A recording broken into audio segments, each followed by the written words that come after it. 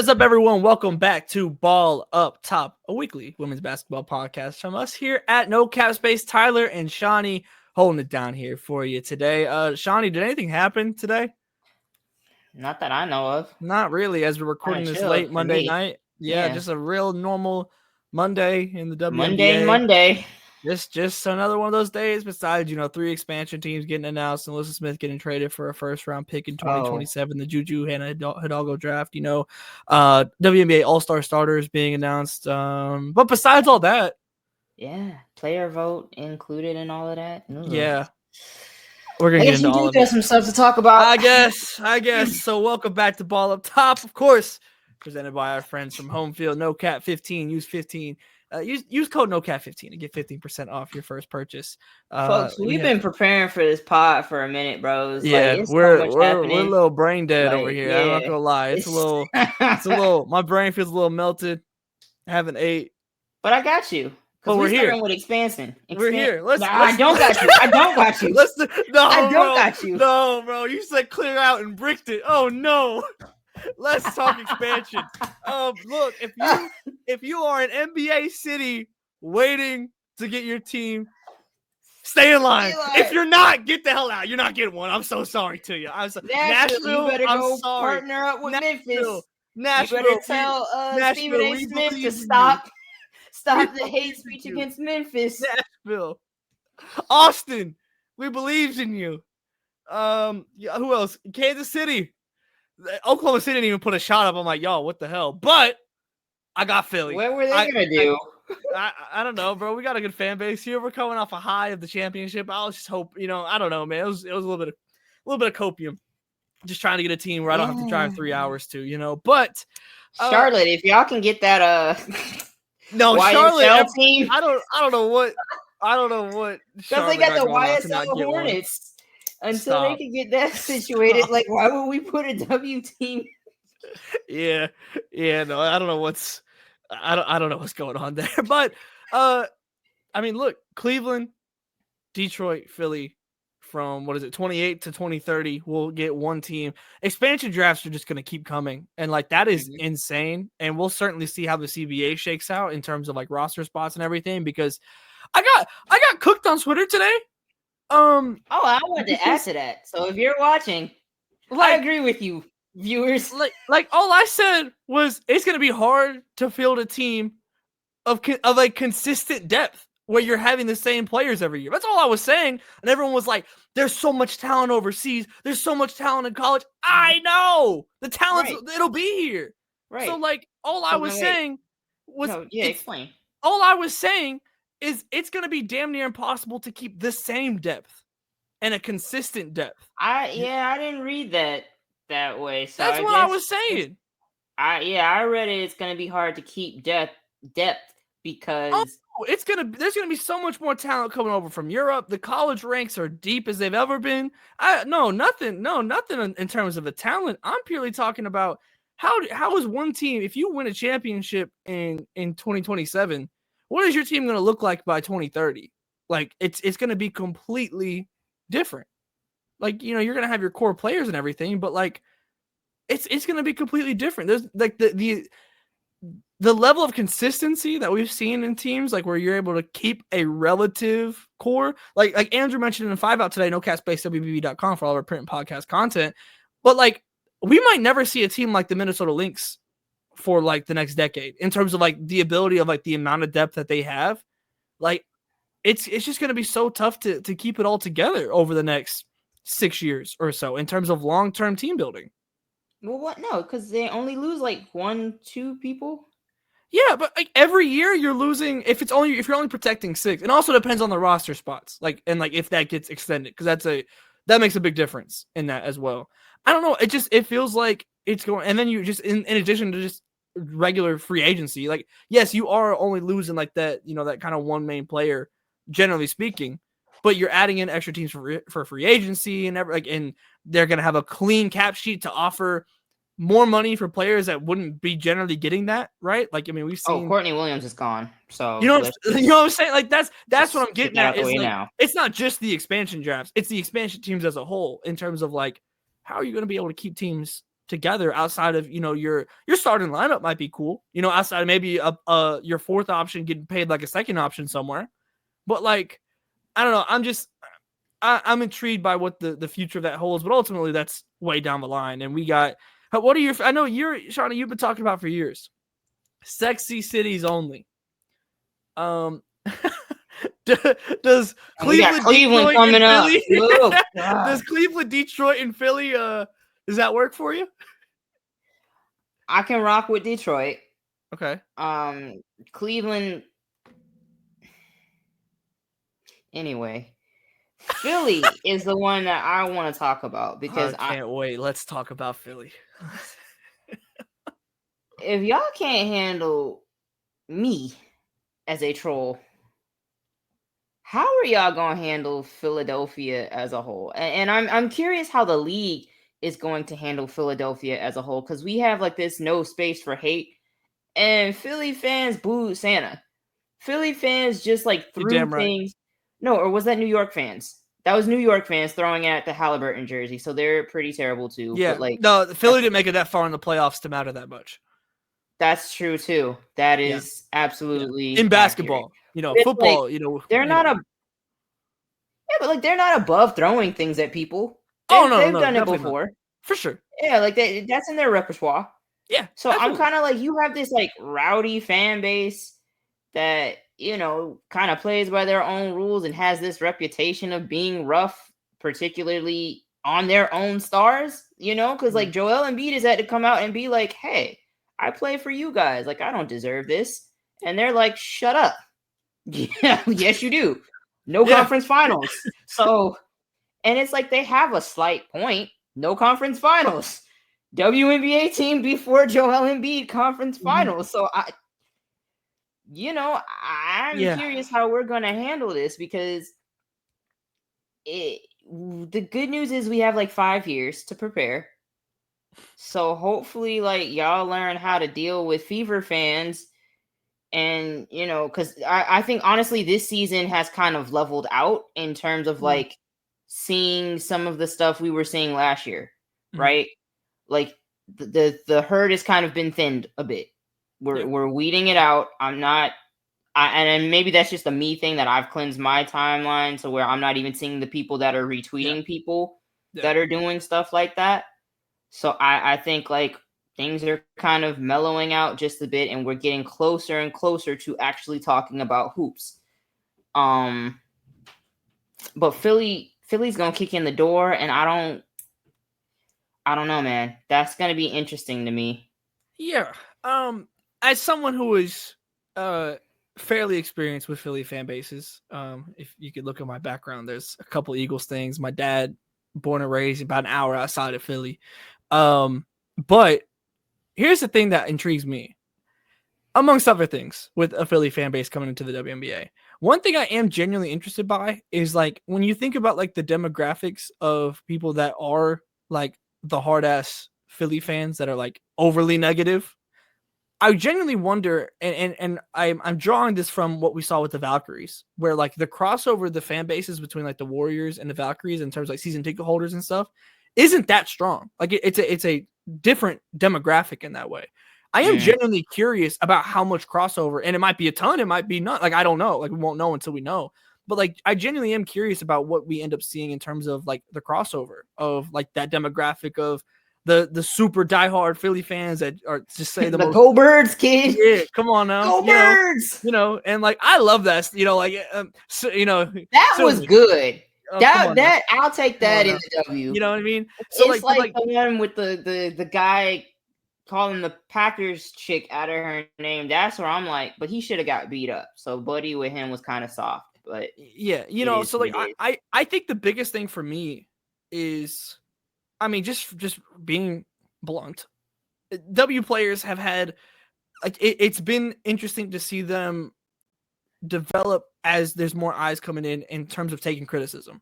Because like there's been a lot of times where we have players like just searching names on Twitter or whatever, like the degrees of separation like are very small in terms of like W players to social media versus, generally speaking, not you, Kevin Durant, but like generally speaking, how like NBA players, like the separation from social media and like usually there's a couple degrees. That doesn't really happen in the WNBA.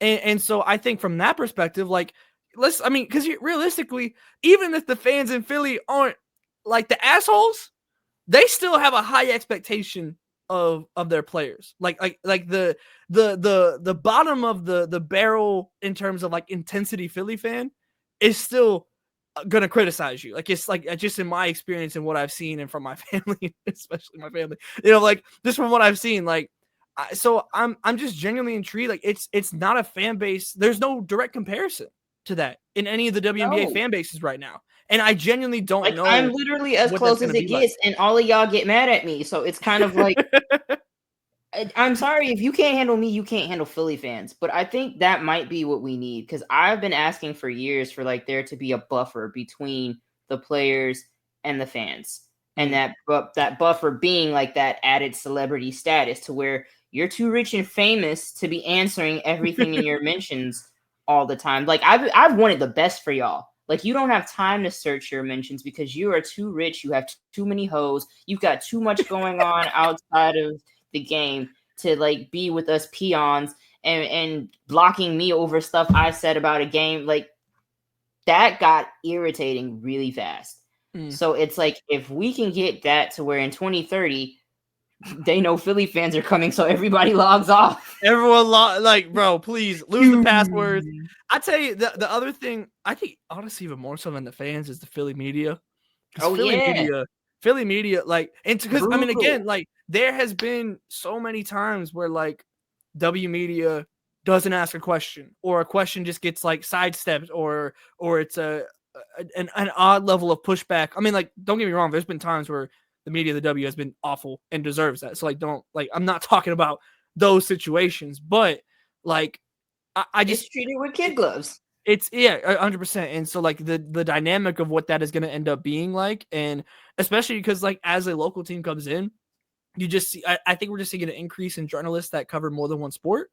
And like if they're covering like the Sixers in the majority of the year, and then they're coming over and covering the WNBA team, and like it's that same mentality, like it's just not going to be something that we've seen in the W before. And I don't really worry about that with the Detroit or Cleveland, frankly. Like I don't think there's that level of intensity, and maybe it doesn't come over again. Like it might just be such different demographics that get brought But I in. think, like, because Detroit's had a championship team, they're going to be like, yes, we're so happy to have the Yeah, shot back. So I think there is a level of like, we know how to handle this, and we're just I think that's expecting fair. that Yeah, to be, good. Philly, as it's long as it's just like like, well run. Yeah, yeah, like we've been here before. We're glad to have it back. Philly, it's like, all right, what's up? yeah. And the WNBA doesn't really do a great job of. I mean, maybe by 2023 they'll have it down to where, because I don't want there to be like excessive censorship because you confuse critique with outkick. You know what I'm Mhm. saying? And now, like, oh, we're just kicking everybody that says something negative out. Mhm. You can't get credentials, because I think Philly kind of forces the issue, in my opinion, because I've been saying that, like, there is nothing. I feel like the journalists have had leverage this Mm. whole time. So if you want to be pissy and don't answer questions and, like, think I'm here to be your PR and want to shut me out, that hurts you. Yeah. All eyes are on, like, now you're getting less coverage because you want to be petty. If that's how you want to play, then that's how you want to play. And I feel like Philly is going to kind of play by those rules. Or maybe we're just gassing Philly up way too much. Let us know, chat. Look, it's not We're just chat. going back. You go to one Fanatics Fest to see a couple streamers, and now you talking to chat like that. Be so for real. Be so for real. No, I'll tell you right now, Tyler, though, eat there's some like digital fries or something. like, bro, let me tell you right now, there's a couple Philly media members that do not need to be around female athletes. I can already tell you that right now. Keep them away. Yeah, Some of like we the got to do Philly it. radio people, we need background checks. I need like TSA checks. Like go through the whole. I need any layer we can add it, because there's some people in Philly media I just are not it at all. But yeah, I mean, I think the next thing, like this also came out of nowhere. Like this whole announcement, like there was no like the press conference was just like, oh, like I'm not gonna lie, I woke up and I'm like, Philly, like, like I was Bro, so there was no heads up besides like the 5 outlets that were there. I guess like 9:50, 9:49 a.m. I get the noti on my phone from the WNBA app saying like the commissioner's going to speak, and I was like, "Girl, what do we? I don't want to hear from you. What do you want?" yeah, And then I see Underdog had tweeted like, "Oh yeah, expansion's coming," and I was like, "Okay, then I guess that's what this is about." But like, god dang, and I do it's think that that's kind of weird that handpicked media got to be there because that goes into the disparity of coverage we're talking about. If you only have certain, because it was Feinberg, I heard Howard, Megdal, and then there was like one more, all white males. So Kathy, I don't know what you're doing, big dog, but hmm, you it's know. not creating equity. Mm. So good job on that. But yeah, that was weird. That the W just is they're just so weird. They're I'd weird, say man. They're what's interesting weird. to me is that every year at All Star, which is literally like what 2 weeks away now, 3 weeks away, like however long, Mhm. they always have a Kathy press conference.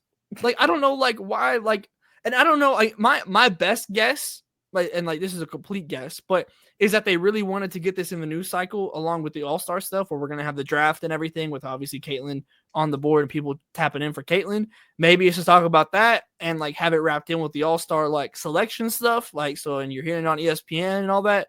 That's my best guess. But yeah, I was shocked, and I'll tell you right now, congratulations to all these teams because they are now officially at the same step as Portland, who starts next season. They both have the same amount of names, same amount of employees. Congratulations to these 3 franchises for matching what Portland has done. Um, Boop, boop, do you, I think the last thing I have boom. on this is you got a lot of like Northeast teams here. Not like obviously Atlanta still is like the same like the Southeast. The whole like middle of the USA is pretty much empty right now. Um, I would have loved to see Nashville. Like that's like the team that like to me like I thought the whole branding and everything they did was dope. But like it seems like there's just a deference to the NBA franchises. I think that's pretty clear at this point. But I guess do you have any like are you worried about that? Obviously, like I don't know if there's like conference realignment now, like if that's coming to the W of like shifting like maybe like Chicago and Indiana to the Western Conference or what. I don't know exactly what's That'd coming, be a but it bloodbath for them. it is it is interesting though that like Oh. we just like in terms of just like pure like location density, like it's all in that northeast ish corner of Kathy said if you can't take the train, you ain't and I'm sorry. If the pretty train don't much pull up, no. pretty much. Yeah, I don't know what the decision making process looks like to where the whole southeast got shut out. Mm-hmm. Because I know like people have had concerns about like Florida, Mm-hmm. like no, we can't have athletes in that state, and it's like we have one in Texas. We just had the wobble in Florida. Like, I understand that. I get it, but it's like At this point, it's not we would stopping have to anything. take yeah, like there are a lot of red states right now that have professional women's basketball teams. So it's Yeah. like that we got to figure out a way around that one. Um or get rid of the Dallas Wings because if that's where we're heading, then yeah, like remove the Well, Dallas Wings, shut it down. They shouldn't be there. Save the women. Save women. Get rid of the Dallas Wings. that's Bring them back to Tulsa. well, I don't know if that actually somehow Back got up. worse. Back But up. I'm with you. Bring them back to Oklahoma. I'm with you. Or actually, better yet, save me. Get me out of Oklahoma. that, Well, that's and the see, and real. that's also my point because, like, the WNBA as a whole is going to have to hire more, like, people to Yeah, do more things. So, because, like, right now, it's just like that SpongeBob meme where he's like running around the office and everything's on fire yeah. all the time. It's Like, all Kathy. that's, yeah, It's just it's it's just just like she's got Kathy. Blazer minions and they're overworked and overstimulated right now. So, we, Yeah. we need more people all the way through just to like make it function properly. And maybe we can get some decent stories about the Mm. league for Or at once. or at least access to get those stories. But anywho,